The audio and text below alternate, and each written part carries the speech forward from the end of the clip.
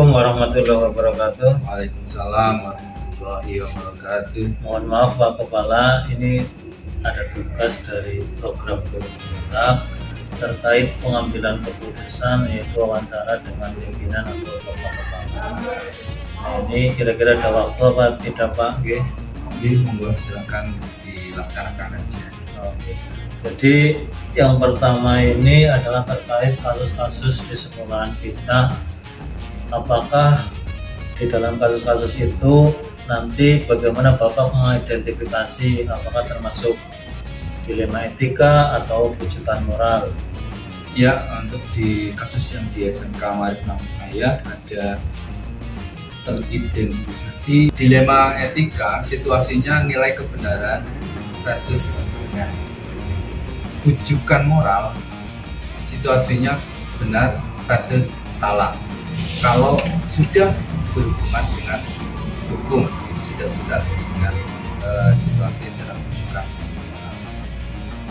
Nah, untuk di SMK ini apakah ada beberapa kasus yang memang termasuk kasus ada dua kepentingan yang sama-sama benar atau dilema etika Pak? Ada. Contohnya mungkin yang terbaru atau beberapa hal yang termasuk contoh dari kasus tersebut kira-kira apa? Contoh kasus yang dilema kebenaran versus benar adalah ketika ada anak yang memang dalam hal ini tidak menjalankan disiplin, dalam artian kurang disiplin, berangkat tidak masuk. Kalau yang secara real, secara SOP itu sudah beberapa kali, sudah poinnya banyak, ya tetap harusnya dilakukan. Tapi kalau tidak atau masih bisa ditulungi, ya tetap dipertahankan. Nah, itu antara kalau kita keluarkan juga sudah benar, kalau kita tarik di dalam juga benar juga. Jadi ada dua nilai kebenaran, yang pertama mungkin keadilan, dan yang salah satunya lagi adalah kasihan terhadap anak tersebut, mungkin jangka panjang jangka pendeknya. Iya. Nah, terus untuk langkah-langkahnya itu seperti apa Pak yang biasa Bapak lakukan ketika ada kasus tersebut? Langkah-langkah ketika menangani kasus-kasus dan persoalan terkait dengan peserta didik, yaitu pertama penanganan di wali kelasnya masing-masing dan pemanggilan orang tua pertama, kedua, ketiga, dan kemudian setelah itu baru pembisit. Nanti penanganan pembisit nanti bersama sudah dengan guru BK. Nah, ketika dengan guru BK sudah, maka penanganan berikutnya adalah dengan wakil siswaan. Nah, wakil siswaan sudah, nanti baru terakhir dengan kepala sekolah. Itu penanganan. Jadi prosedurnya sudah dari tingkat bawah, kemudian nanti di akhir dari kepala sekolah. Iya. Kemudian dari penanganan tersebut, hal-hal yang menurut Bapak itu efektif dalam pengambilan keputusan itu kira-kira ada apa enggak, kira-kira apa saja? Kalau penanganan itu yang secara efektif jelas kita jalankan sudah dengan SOP yang sudah kita jelaskan di dalam rapat guru karyawan. Itu peganglah SOP-nya yang dari bawah sampai ke atas, tidak ada yang melewat jalur, artinya dari penanganan anak langsung ke apakah kesiswaan atau bahkan dari penanganan wali kelas langsung bisa mengeluarkan atau langsung final, itu tidak bisa seperti itu yang efektif. Jadi seperti prosedur tadi, tapi nanti di akhir mungkin ada semacam kayak tadi, misal ada sebagai bahan untuk ini kasihan, jadi mungkin masih tetap di sekolah, mungkin berpikir sampai situnya mungkin.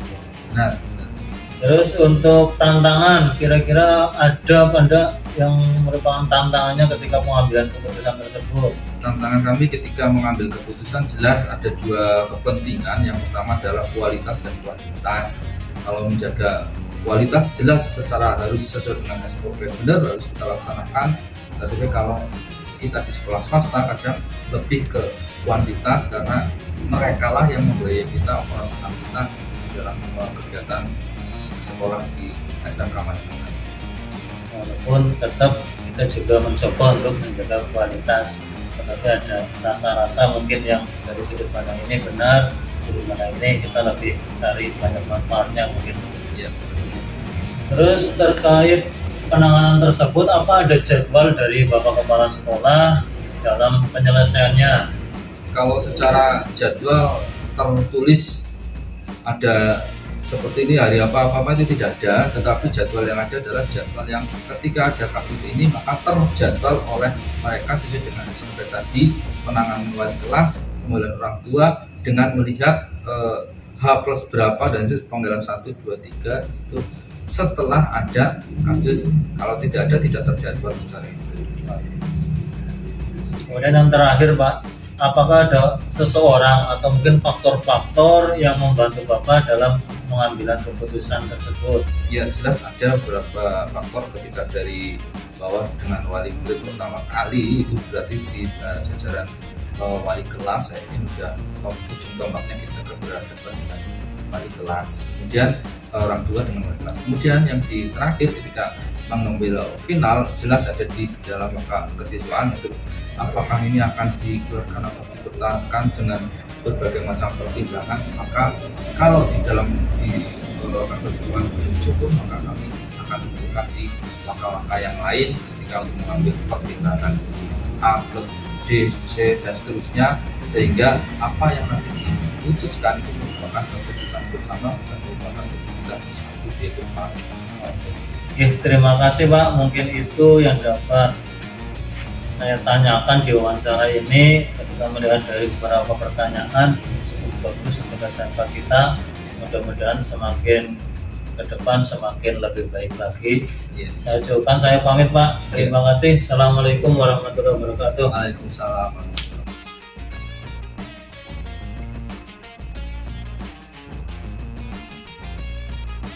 Ya, berdasarkan wawancara dengan Bapak Kepala Sekolah, itu untuk paradigma yang digunakan yaitu adalah keadilan versus rasa kasihan dan juga jangka pendek versus jangka panjang. Kemudian untuk prinsip yang dipakai adalah prinsip pemikiran berbasis peduli. Kemudian untuk langkah pengujiannya, yang pertama, nilai yang bertentangan dalam kasus yang disampaikan oleh Bapak Kepala Sekolah adalah keadilan dengan kasihan. Kemudian siapa yang terlibat? Yang terlibat adalah wali kelas, guru BK, orang tua, anak tersebut, dan kepala sekolah.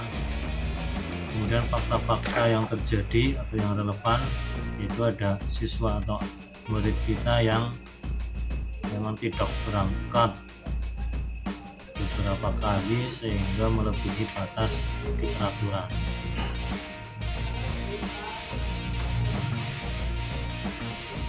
Kemudian untuk pengujian, apakah ada aspek pelanggaran hukum? Tidak ada. Yang kedua, kode etik ada karena melanggar peraturan. Kemudian berdasarkan perasaan dan intuisi, apakah ada yang salah? Tidak ada yang salah. Kemudian apakah yang dirasakan bila keputusan ini dipublikasikan kita tidak nyaman karena ini menyangkut sekolahan kita. Kira-kira apa keputusan yang diambil oleh idola Anda dalam mencari solusi yang terbaik. Kemudian langkah yang kelima, jika situasinya adalah dilematika, paradigma yang digunakan yang mana? Yaitu paradigma yang dilakukan oleh Bapak Kepala Sekolah adalah keadilan lawan rasa kasihan dan juga jangka pendek lawan jangka panjang. Kemudian dari tiga prinsip penyelesaian, prinsip mana yang diambil? Yaitu prinsip berpikir berbasis peduli. Kemudian apakah ada penyelesaian yang kreatif dan tidak terpikir sebelumnya? Mungkin ada, yaitu dengan adanya uji.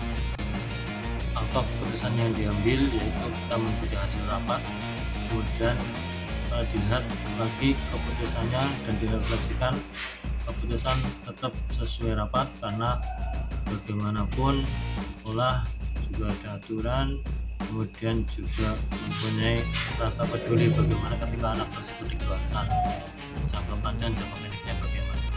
Akhirnya diputuskan sesuai dengan rapat bahwa anak tersebut tetap melanjutkan di sekolah dengan harapan semakin lebih baik lagi.